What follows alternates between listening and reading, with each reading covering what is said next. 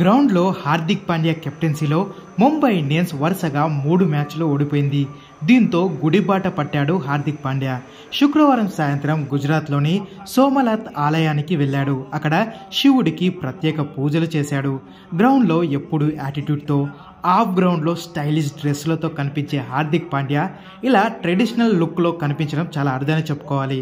దీనిపై ఫ్యాన్స్ కూడా ఆశ్చర్యం వ్యక్తం చేస్తున్నారు.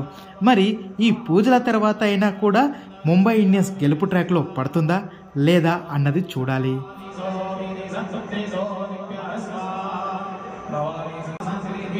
ఓం